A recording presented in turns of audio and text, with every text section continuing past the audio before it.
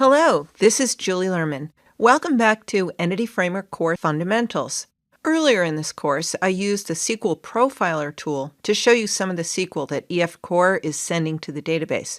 Before we start looking at more database interactions, I want you to be set up to use the powerful logging features built into EF Core instead. And in this module, you'll do just that. First, you'll learn how the EF Core logging features extend the logging that's built into .NET. Then you'll learn the simple way to add EF Core logging into your application. I'll give you a quick overview of some of the ways you can filter and format the information that EF Core's logging captures. And we'll look at sending the logs to a variety of targets. Let's go ahead and get EF Core to capture and share logs. .NET has a rich logging API, and EF Core extends that by adding logging features that are specific to EF Core. In addition to capturing the SQL that's heading to the database, the logger also exposes details about change tracker activity, other interactions with the database, and even database transactions. It also allows you to configure how much detail is sent to the log, and it also gives you a lot of filtering capabilities. Since we're working with a console app, the best place to add this is directly in the Pub Context class. Later in the course, we'll build an ASP.NET Core app that uses EF Core, and you'll see that the logging is already built into ASP.NET Core. But much of what you'll learn here will apply at that point as well. We'll use what's referred to by the EF Core team as simple logging. It's a simple-to-use API, and you don't have to add any extra NuGet packages. Everything you need is already available with the base Entity Framework Core package. It is possible to work directly with the .NET logging APIs if you need to do something much more substantial. I personally have not yet found a need to go beyond EF Core's simple logging. And simple it is. Simple logging is part of the options builder when configuring a DB context, just like specifying a database provider. There's a method called log2, which configures the DB context to output its logs. So I'll go to the code where we're setting the DB context options builder in onConfiguring and add on the log2 method. There's no default target for where the logs should be sent. You always have to specify one. And since I'm already running in a console app, I'll target the console. And the way to do that is using the delegate console write line. And remember, with a delegate, you don't write it as a method, so there's no open and close paren after that. I will show you some other targets a bit later. I'll run a simple method that does nothing more than getting a list of authors so you can see what the logs track by default. And it's a lot of information. It's not just the SQL, but activity from EF Core as well. It's logging its compilation steps, then opening a connection, creating and executing DB commands, and a lot more. This can be useful information for finding out where exactly in the process a problem is occurring, or even if you're doing performance tuning. You can see which steps are taking too long. After executing, then we see the steps EF Core goes through to read the results and then start tracking the data that it's retrieved. It's a lot of information. It's rare that you need to see all of those logging details. Let's take a look at filtering the logs by EF Core command type.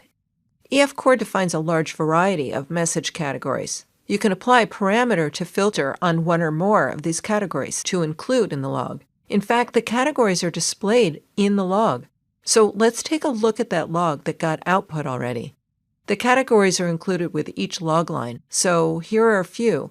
Microsoft Entity Framework Core Infrastructure, Microsoft Entity Framework Core Query, and further down, Microsoft Entity Framework Core Database Command. And there are plenty more. And you can also see the log level that's displayed at the beginning of each line. Notice that these are tagged as dbug or debug. But up at the top, there's one called warn, and then further down, there's an info.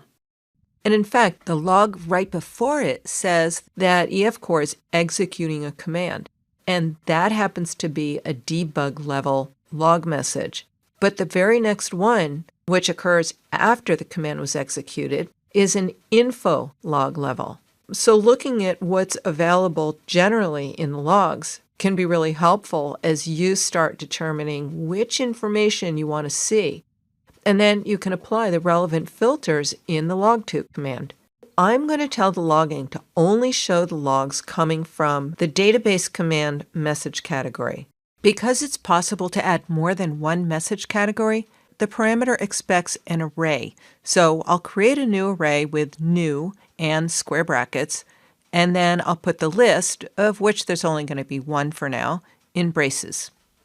The expected parameter is actually a string, and the really easy way to get that is to start drilling into the class you want, in my case dbloggercategory.database.command, and then append the .NET property name to it. That will return a string representing that particular logger category. If you wanted to add more message categories in here, you would just comma separate them. When I run the app again, now there is a lot less information in the logs, and you can see that the messages are all from the database command category. It's showing details only about the command creation with command creating and command created, and it also shows command execution before and after.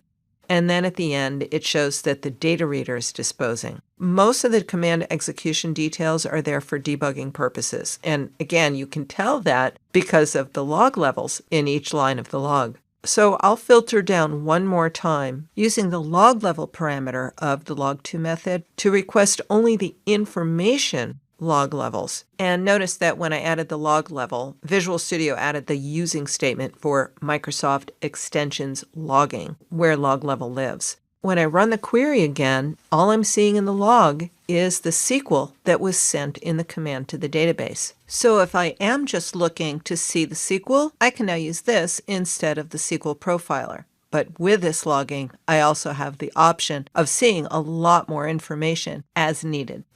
Here's a list of all of the log level enums from the .NET Logging API.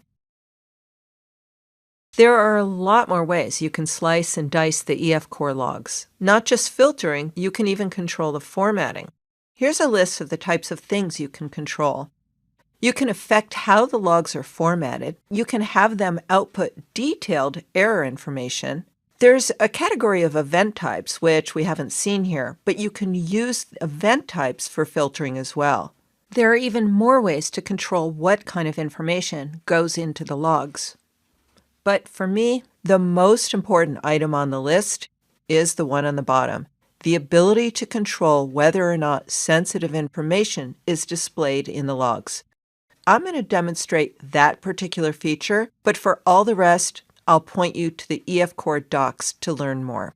And there will be a link at the end of this module to this particular section of the docs. So, back to displaying sensitive information. By default, the values of parameters, which could contain sensitive information, are not shown. But you might need to see them when you're debugging. Let's take a look at how that works. Let me show you a before and after of this feature. I've modified my query to filter on authors whose last name is Ozeki, but I'm not hard-coding Ozeki into the query. I'm passing that in by a variable, which, as you've seen already, will result in a parameterized query. Notice that the log doesn't show the actual value of the parameter. Instead, it just has a question mark. The reason it does this is that parameters, whether it's for filtering queries or parameters used for inserting or updating data, might contain sensitive information. Imagine someone's social security or national ID number showing up in the logs. So by default, the parameters are hidden from the logs. In a controlled environment or just working with test data, it might be perfectly reasonable to expose that information, and we have a way to do that. The Enable Sensitive Data Logging method of DB Context Options will allow those values to be displayed. So I'll go ahead and add the Enable Sensitive Data Logging method to my Options Builder code, and then I'll run the app, and now you can see the parameter value Ozeki is now showing in the log.